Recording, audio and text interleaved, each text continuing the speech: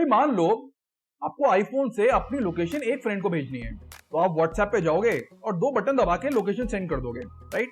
भाई all of this things very easy, but while you do this a lot of stuff is going in the background. भाई सबसे पहले तो location button on करते ही आपका phone आपकी लोकेशन रिसीव कर लेगा with an average accuracy of 10 to 20 metres.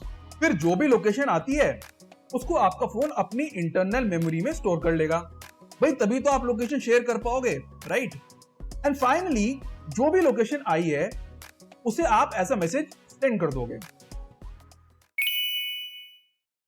और अब आप ये सोच रहे होगे कि ये लोकेशन सेंड करने से आईफोन और इसरो का क्या लेना देना है? रुको जरा, सब्र करो। भाई लोकेशन तो सक्सेसफुली चली गई, पर इस पूरे प्रोसेस से 2 ऑर्गेनाइजेशंस को तकलीफ पहुंची। First is Indian government. कैसे? ये जानने के लिए हमें थोड़ा सा पीछे चलना पड़ेगा। भाई the moment you receive your location on the phone, it does get stored on your phone's internal memory, but in the form of an encryption. अरे कहना क्या चाहते हो? Encryption एक ऐसा प्रोसेस है जिसकी मदद से एक प्राइवेट मैसेज को रैंडम कोड में कन्वर्ट किया जाता है यूजिंग अ सीक्रेट की टू मेंटेन प्राइवेसी। और ये सीक्रेट की उसके पास होती है जिसने इसे कोड किया है, जो कि हमारे केस में हुआ जीपीएस सिस्टम। पर इससे प्रॉब्लम क्या है? प्रॉब्लम ये है कि GPS is a navigation system which is developed and fully owned by US government. इसका मतलब ये है कि वो मैसेज जो आपने अभी भेजा है उसकी सीक्रेट की आपके पास में नहीं बल्कि यूएस गवर्नमेंट के पास है, जो कभी भी उस मैसेज को रीड कर सकती है और किसी भी तरह उसको यूज कर सकती है। गजब बेइज्जती है। This might not be a problem for you, but think about Indian Army, which cannot afford to lose any information to other governments. तो यहाँ इंडियन गवर्नमेंट को प्रॉब्लम है। दूसरी तकलीफ पहुंचती है एप्पल को। भाई जहां यूएस में एप्पल एक लोकेशन को अप टू 5 मीटर्स एक्यूरेसी के साथ में भेज पाता है, वहीं इंडिया में उसको 10 to 20 मीटर्स की एक्यूरेसी के साथ में काम चलाना पड़ता है। Might not be an issue for a normal person, but think about emergency situation when you will be needing the most accurate version of a location. बस इन्हीं 2 रीजंस की वजह से for iPhone 15 Apple did something new. For iPhone 15 Apple signed up with ISRO for NAVIC. What's NAVIC? NAVIC is an Indian Regional Navigation System, यानी कि RNSS, which is completely developed by ISRO for India. पर ये RNSS होता क्या है?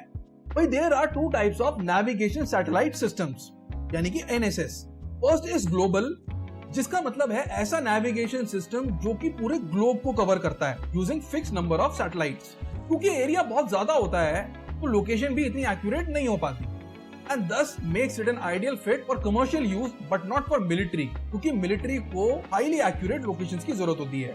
Every major country has one GNSS, for example USA, Russia, China and even European Union. Second पे आता है रीजनल, जिसका मतलब है fix number of satellites for a smaller area. Small area का मतलब है high accuracy, which makes it an ideal fit for local and military use but not for commercial purpose. For example, Japan has QZSS and now India has its own RNSS, that is NAVIC. So if NAVIC is not useful for commercial purpose, तो Apple को NAVIC से क्या फायदा है?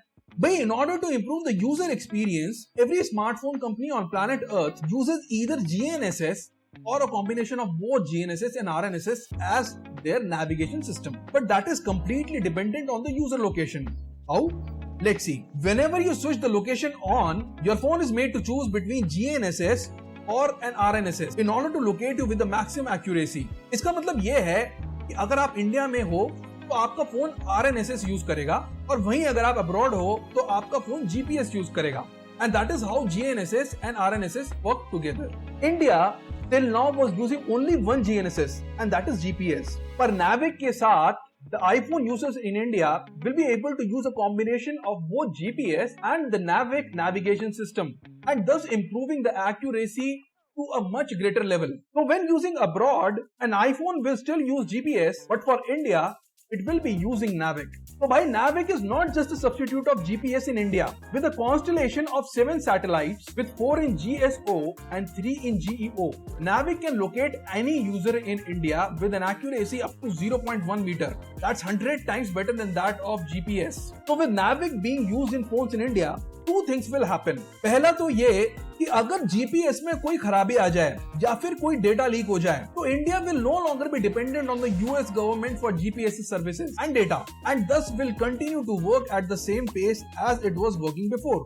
दूसरा ये है कि जिस तरीके से जीपीएस को पहले सिर्फ यूएस के लिए बनाया गया था and eventually it started providing navigational services to the whole world. NavIC को भी उसी तरह इसरो थोड़े टाइम में आरएनएसएस से जीएनएसएस में कन्वर्ट कर देगा and then it can be lease to different companies for a licence fee which in turn will provide a source of revenue for government of India। तो भाई ये तो बात हो गई इंडिया की, but how will Navic in iPhone 15 benefit you? With Navic support in iPhones, anytime you send a location to your friend in India, three things will happen. A, your phone will receive the location sent via Navic satellites with an accuracy up to 0.1 meters and not 10 to 20 meters like before. B, your phone will now store the location which has been safely encoded using an encryption key by Navic. That is Indian government, not GPS. C, you will now be able to send out a more accurate location with even more safety. And that's how ISRO is going to be a major contributor to Apple for iPhone 15 production. That's all for this video. How did you like this video, guys? Please leave your comment in the comment section. For more interesting case studies, please like and subscribe. I'm Tushar. I'm also working on a beauty videos app called GRWM. Please download and leave your review. Thank you so much for watching.